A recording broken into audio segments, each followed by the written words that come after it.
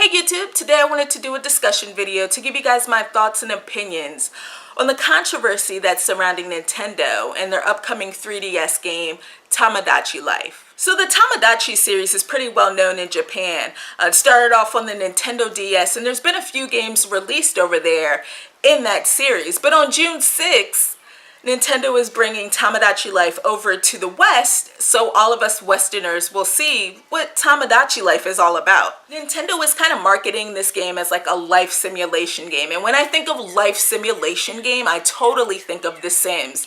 But Tomodachi Life doesn't really seem to be like The Sims all that much because you don't necessarily have direct control over your characters like you do in The Sims. So there is somewhat of a difference there.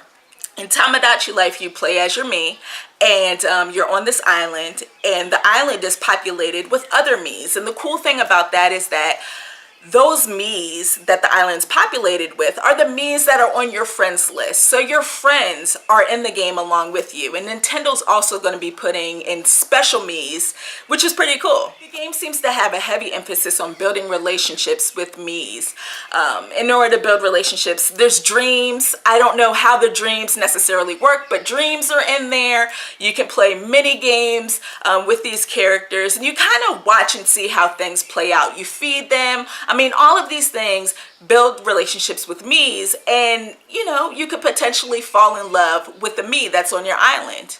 Nintendo announced last week that you would not be able to have same-sex relationships in Tomodachi Life, and that's where people got upset. There's an uproar, you know, people are boycotting the game, and I tell you, the crazy internet, people are even saying that Nintendo is anti-gay.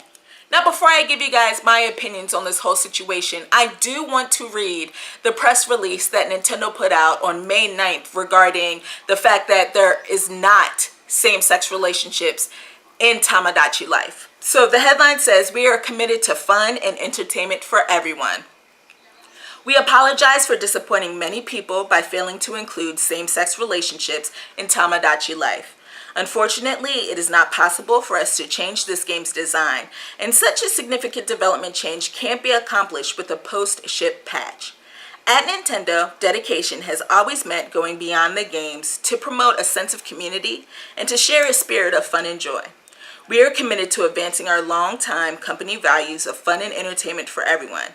We pledge that if we create a next installment in the Tomodachi series, we will strive to design a gameplay experience from the ground up that is more inclusive and better represents all players." So Tomodachi Life has already been available in Japan. Over there it's called Tomodachi Collection.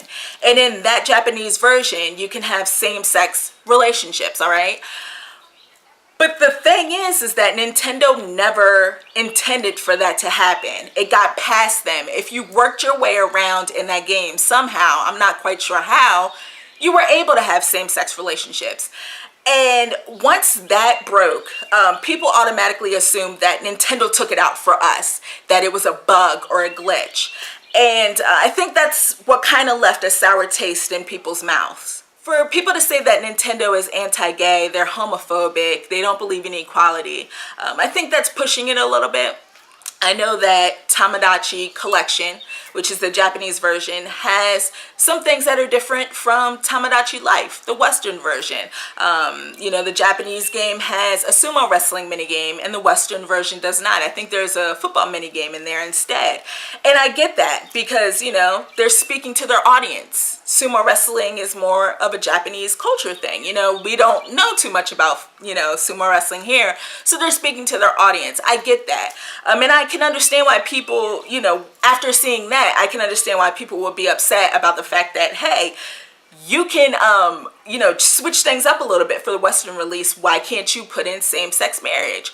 I think the game's already done. The game's done. It's coming out in less than a month. It's here. You know, I'm not a developer. I don't know if it's possible for Nintendo to go in and put in that patch so we can have same-sex marriage or same-sex relationships in the game.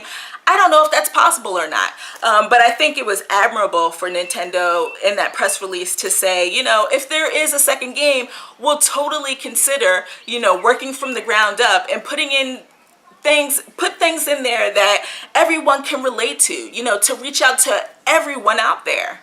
And then you have the other side of it where people are like, who cares? Stop whining and complaining about the fact that there's not same-sex relationships in the game. Get over it. It's just a video game. And I can kind of see where they're coming from as well. It is just a game, if you look at it like that. But I personally think it's bigger than the game. It is bigger than the game. It's bigger than Tomodachi Life. It's about having something out there that can relate to everyone.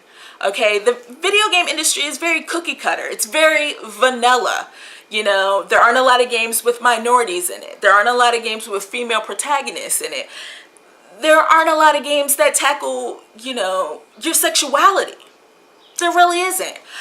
But can we really blame Nintendo for that? Are we boycotting Tomodachi Life because of this?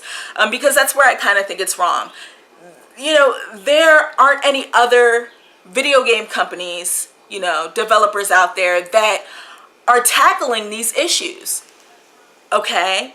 And that's kind of, you know, I'm just like, that's crazy for people to direct their hate towards Nintendo because this game doesn't have it in it.